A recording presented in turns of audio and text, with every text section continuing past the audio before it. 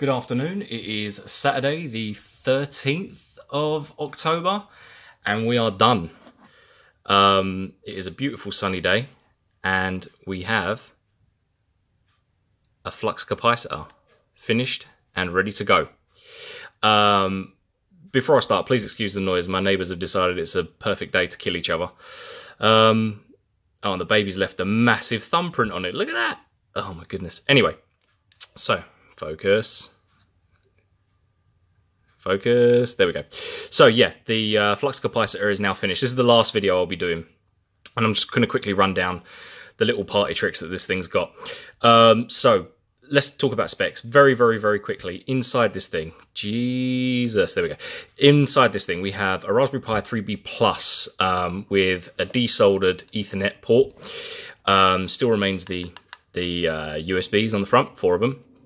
On the top is a micro switch. That is a momentary micro switch. That's the safe shutdown button. On the side, we have the 3.5mm audio jack. If you still want to use headphones, you can, for whatever reason. Standard power, standard HDMI, nothing changed there. The difference is this toggle switch down here connects to 4 LEDs, an LED in each arm and an LED in the middle. They run on the same circuit, both run off the two 5-volt pins on the GPIO. So when you flick that, it basically runs the just a basic circuit to the 2 LEDs. So it goes from the 5-volt, 2 LEDs to the ground, and then the other 5-volt, 2 LEDs, this one here and this one here, to the ground. There is a 5th LED that sits in the middle, and that's connected to the GPIO pin, I think 19 and 20 down the bottom, and that basically works as a drive light. The theory being that when you, I'm going to stop putting that in the sunlight. Come on, focus. There you go. That when it's loading off the SD card, or when it's reading the SD card, it will pulse. So you've got 4 lights inside. So you've got 1, 2, 3, 4, 1, 2, 3, 4 lights inside, and then just above that, I've super glued another LED. I've got to stop doing that. I'm going to put that down there. Another LED that will basically function as a pulse light, a drive light. So you can see that working. I have spent a long time on the software for this. It's still running Emulation Station, still running RetroPie, but it's got a few little nifty tricks that I've put on there that make this one particularly special. It's got 3 heat sinks on it. Going back to the 2 heat sinks on it. Going back to the specs, it's got a large heatsink on the GPU down the bottom, and in the middle where the CPU is, I actually put the flat RAM chip because I didn't have enough room to fit the large heatsink and then the plate, the backing plate for the back of the Pi, which meant that the RAM chip on the back doesn't have one, but it doesn't really need one. You still have access to the SD card, so I've made an ISO and I've dumped the ISO. Should there be any problems, I can always back up with another one and we're all good to go. But there shouldn't be any problems because I'm fairly confident in what I've done. Right, what I'm going to do now is I'm going to pause this, I'm going to hook it up to the power, I'm going to show you a few little party pieces that this thing's got. All right, see you in a sec. Okay, so now we are hooked up to the power. The TV sitting there waiting for a signal.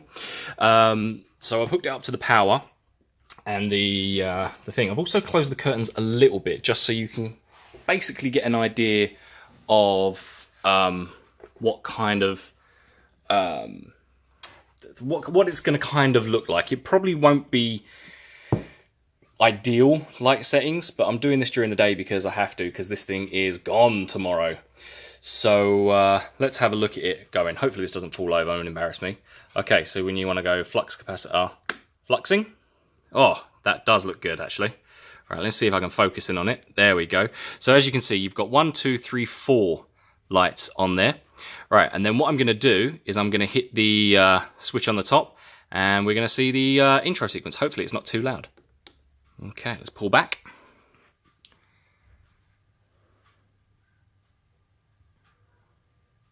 Might be a bit loud, but I don't care.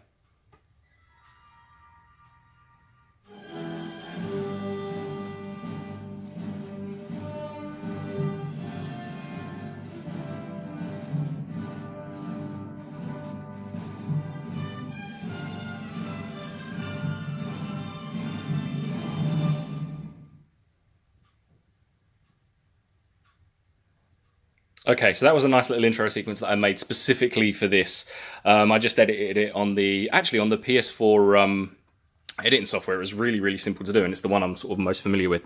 Okay, now as far as controls go, this will still take wireless keyboard, it will still take USB keyboard, but what I've done specifically for this build is set it up for a Switch Pro controller. So, the way it works is that all the buttons are mapped to certain different functions, but the one to turn it on, I haven't mapped to anything. So it's just going to find the Bluetooth. There we go. Now we're in. So with Bluetooth controls, you can see we have everything ready. There you go. So I do actually have some facts and figures for this, which I don't have on me right now. There's about I did a quick count. There's about 3,500 games on here.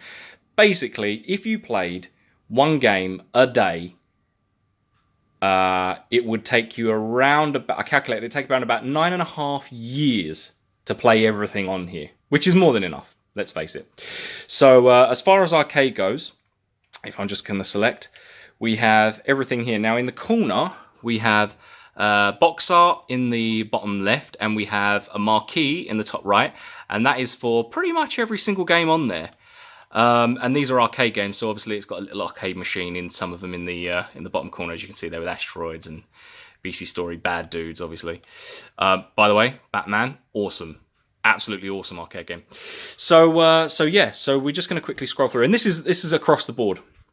So let's just go back. So what have we got? We've got arcade games, Atari 2600, we've got Atari 7800, Atari Lynx, Game & Watch, the little handhelds, and again, all of them have box art, so you can see all the little box arts there, which you can play, so you can see what it looks like. What else we got? Game Gear, original Game Boy Advance, Game Boy Color, Master System, Mega Drive, not Genesis, Nintendo 64, Nintendo DS, which I've done something pretty special for, Neo Geo, Nintendo PC Engine, which is also TurboGrafx, native ports, which I've put on there. So they're basically PC games that are running natively on the Pi. PlayStation, that's just the options menu. ScumVM, we've got loads of point-and-click adventures in there. LucasArts and non-LucasArts. So, for example, King's Quest, they're all Sierra games, but they're running in the ScumVM engine. 32X, because why not? Sega CD, we've got, things like Batman and Crypt Killer and Flying Darkness, and yeah, we're not going to look at that. Super Nintendo, obviously, and as you can see, we've got quite a few Super Nintendo games in there. And Virtual Boy, and then back around again. So everything is hooked up to this Pro controller. For games that, for consoles that didn't originally have an analog stick, you can either use this or you can use that at the same time. You don't have to switch between the two. All the face buttons are mapped to a different sort of function. So you have a hotkey here, and then that hotkey you can take a screenshot. You can fast forward a game, which is good for getting past intros. Rewind the game. You can save your game, and then you can select your save slots. It's all mapped to this controller. And even things like the Nintendo DS, you can change the horizontal or vertical setup, or switch around the screens, or go full screen. So it's all mapped to this. So yeah, I'm super pleased with the way this has turned out. What I'm going to do is quickly end this video, and then I'm going to quickly record. I'm going to set up this little tripod. I'm going to quickly record it doing its party piece, because it's pretty impressive. All right, so I'll be back in a minute. Peace.